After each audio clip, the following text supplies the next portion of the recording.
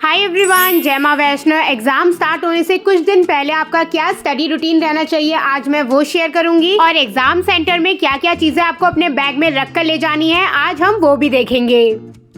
जैसे जैसे एग्जाम करीब आते हैं ना, वैसे वैसे हमें ये रियलाइज हो जाता है कि हम कहाँ पर स्टैंड करते हैं और कैसी तैयारी हमारी चल रही है। और जब हमें पता लगता है कि हमारी तैयारी उतनी जोरदार नहीं है, तो अंदर ही अंदर ना एग्जाम का डर बढ़ता जाता है और कॉन्फिडेंस बिल्कुल लो हो जाता है, जिस वजह से हम ठीक से तैयारी भी नहीं कर पाते हैं और जितना पढ़ा है उसे भी भूलते जाते हैं। एग्जाम में अच्छा परफॉर्म करने के लिए ना आपके अंदर वो पॉजिटिविटी और कॉन्फिडेंस होना चाहिए कि मैं अपने एग्जाम को इजिली पास करके अच्छा स्कोर कर लूंगा, जिसके लिए आप मॉर्निंग में ना डेली उठकर अपने आप से ये कहिए कि I can do it, I can achieve my goal. आप चाहे तो मिरर के आगे खड़े होकर खुद को मोटिवेट कर सकते हैं, नहीं तो किसी कॉपी में भी इसको राइट डाउन कर सकते हैं। हर सुबह उठते ही ना आपको ये छोटी सी हैबिट को फॉलो करना है। एग्जाम से कुछ दिन पहले जब हम तैयारी करने के लिए बुक खोलते हैं और सिलेबस देखते हैं ना, तब हमें पता लगता है कि हमारा लगभग सिलेबस ऐसे ही बचा है। और ऐसे टाइम पर सर पकड़कर टेंशन लेने से बेटर है कि आप रिवर्स स्टडिंग मेथड को फॉलो करें। इस मेथड के अकॉर्डिंग ना आपको पूरी बुक नहीं पढ़नी है, हर चैप्टर में से इंपॉर्टेंट टॉपिक्स छांटने हैं और बस उन्हीं को पढ़ना है। अगर आप लोगों ने अपनी क्लासेस अच्छे से अटेंड करी है ना कहीं हर चैप्टर में क्या इंपॉर्टेंट है इसका आइडिया हमको लग जाता है। और अगर नहीं लग पा रहा है तो आप अपने टेस्ट पेपर उठाकर देखिए और चेक करिए कि कौन से क्वेश्चंस बार बार रिपीट हो रहे हैं। मैं अपने बोर्ड एग्जाम के टाइम पर ना हमेशा प्रिपरेशन पीछे से करती थी, क्योंकि आगे के चैप्टर्स ना कहीं बहुत बार टेस्ट में आ चुके होते हैं और इनके बारे में हमें पहले से पता होता है। लेकिन जो पीछे के चैप्टर होते हैं ना, वो कहीं हमसे मिस हो जाते हैं और कई सारे इंपॉर्टेंट क्वेश्चन फिर वहीं से टकराते हैं। इसलिए जो चैप्टर्स आपको आते हैं ना, उनको आप सबसे लास्ट में रिवाइज करिए। सबसे पहले उन्हीं चैप्टर्स को उठाइए जिसमें से आपको सबसे कम आता है।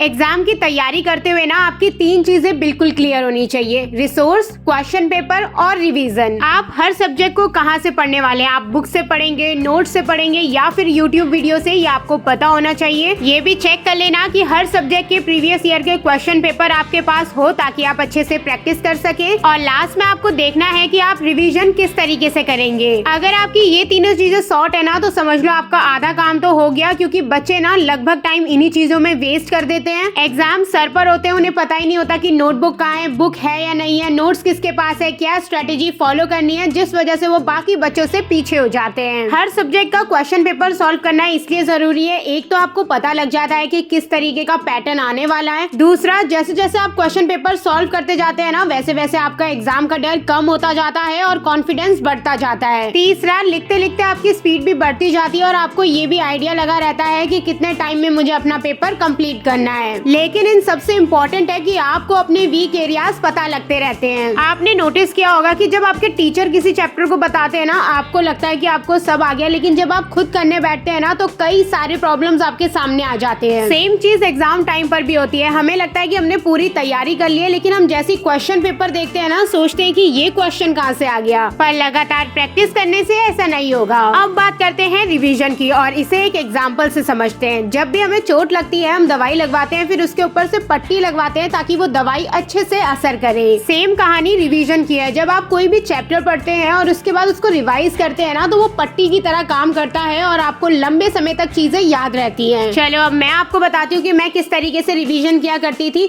मैं चैप्टर पढ़ने के बाद ना दोबारा पूरा चैप्टर नहीं पढ़ा करती थी, बुक को बंद कर दिया करती थी और दिमाग में जोर लगाकर ना पॉइंट वाइज चीजों को रिकॉल किया करती थी। इससे मेरा एक तो टाइम बचता था, दूसरा मैं दिमाग पर जोर लगाकर याद करती थी और एग्जाम टाइम पर भी मुझे उसी तरीके से चीजें याद आ जाती थी। एग्जाम टाइम पर एक और बड़ी प्रॉब्लम है ओवर थिंकिंग की, जिस वजह से बच्चे अच्छे से कंसंट्रेट नहीं कर पाते हैं। उनके दिमाग में कॉन्टिन्यूसली ये चलता रहता है कि कहीं मैं फेल तो नहीं हो जाऊंगा, बाकी बच्चे मुझसे आगे तो नहीं हो जाएंगे, मेरी मम्मी पापा मुझे डांटेंगे तो नहीं, जिस वजह से ना उन्हें जो काम करना चाहिए वो नहीं कर पाते हैं। इसको कम करने का सबसे बेस्ट तरीका है कि आप रात को सोने से पहले 10 मिनट ना अपने सर को इस तरीके से बेड से नीचे करके मसाज करिए। इससे आपका ब्लड सर्कुलेशन बढ़ेगा और आपकी ओवर थिंकिंग कम होएगी। दूसरा तरीका है कि आप एक पेन कॉपी ले लीजिए और जो भी आपके दिमाग में चल रहा है ना उसे उस कॉपी में लिखना शुरू कर दीजिए। ऐसा करने से आपके थॉट्स को क्लैरिटी मिलेगी और आपको समझ आएगा कि जो भी चीजें आप सोच रहे हैं ना वो सारी बेफालतू की चीजें हैं और इन पर आपका कोई कंट्रोल नहीं है। आपको चिंता बस उन्हीं चीजों की करनी है जिसपे आपका कंट्रोल हो, जैसे कि अपने मार्क्स अच्छे लाना, जिसके लिए आपको जी तोड़ मेहनत करनी पड़ेगी। चलो अब मैं आपको बताती हूँ कि एग्जाम टाइम पर आपको अपने बैग्स में क्या क्या चीजें कैरी करके लेकर जानी है।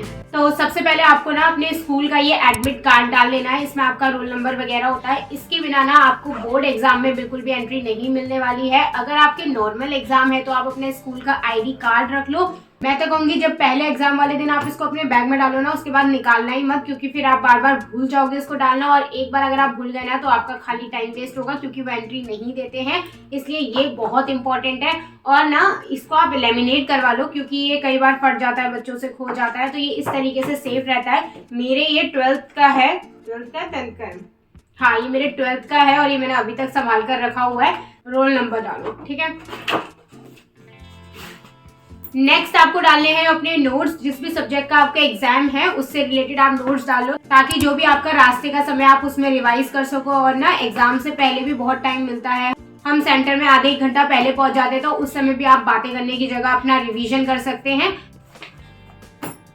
अब इसके बाद आपको रखना है क्या था, हाँ अब इसके बाद आपको अपनी किट डालनी है, जिसमें आपको जो भी सारा सामान चाहिए होता है, जैसे कि pencil, eraser, sharpener, scale, D, compass और हाइलाइटर अगर आपको चाहिए। और आपके पास ना एक्स्ट्रा पेन होने चाहिए, जितना हो सके उतने पेन लेकर जाओ, क्योंकि कभी भी कोई भी पेन चलना बंद हो जाता है। इसके बाद आपको रखना है, नेक्स्ट आपको अपना कैलकुलेटर रखना है, क्योंकि अगर वहां पर आप उंगलियों से गिनती करने बैठोगे ना तो वो गलत ही होगा, क्योंकि इतना ज्यादा प्रेशर होता है दिमाग में ना कि कैलकुलेशन बहुत बार गलत हो जाती है और टाइम भी बहुत कम होता है। तो अपने टाइम को बचाने के लिए अपना कैलकुलेटर अपने पास ही रखे।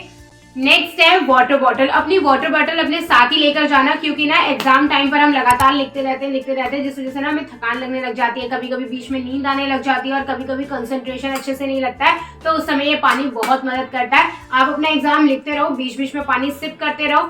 वैसे तो मेरे टाइम पर ना स्कूल की तरफ से ही वो बार बार पानी के लिए पूछने आते थे, लेकिन अगर नहीं आए तो आप अपनी वाटर बॉटल अपने साथ ही लेकर जाओ। 3-3.5 घंटे आपको लगातार बैठकर लिखना होता है और उस समय के लिए ना बहुत सारी एनर्जी चाहिए। इसलिए आप अपने एग्जाम देने से पहले भी खा लो कुछ, ताकि आपका पेट भरा रहे। इसमें आप ड्राई फ्रूट्स रख सकते हैं, एनर्जी बार्स रख सकते हैं, या जो भी आपका मन करे वो रख सकते हो। नेक्स्ट है आपका हैंड सैनिटाइजर। ये तो आपके बैग में हमेशा होना चाहिए, चाहे आप इधर उधर कहीं भी जा रहे हो, ट्रैवल करने जा रहे हो या फिर पढ़ने जा रहे हो, नॉर्मल डेज में जा रहे हो, एग्जाम टाइम पर जा रहे हो, क्योंकि ये बहुत इंपॉर्टेंट है। कर लो, और वैसे भी ना एग्जाम टाइम पर तो हम बीमार होने का रिस्क ले नहीं सकते, तो ये बहुत जरूरी है। इसके बाद नेक्स्ट है वॉच। बहुत जरूरी है, क्योंकि इससे आप अपना टाइम वगैरह देखते रहेंगे कि कितना टाइम आपके पास बचा है, कितनी स्पीड में आपको अपना एग्जाम कंप्लीट करना है। देखो जो ये स्मार्ट वॉच होती है ना, ये तो मे बी वहां नहीं अलाउड होती है, तो आप बिल्कुल जो सिंपल वाली वॉच होती है ना उसी को वेयर करके जाओ, और वही बेटर है। उससे आप अपना टाइम देखते रहो और उसके अकॉर्डिंग अपना एग्जाम कंप्लीट कर लो। उसके बाद अगला क्या है कुछ और, बस यही कुछ चीजें हैं जो आपको अपने एग्जाम बैग में रख के ले जानी है। आपका एग्जाम बैग ना आपको बहुत ही लाइट रखना है और जो इंपॉर्टेंट चीजें हैं बस वही उसमें डालनी है।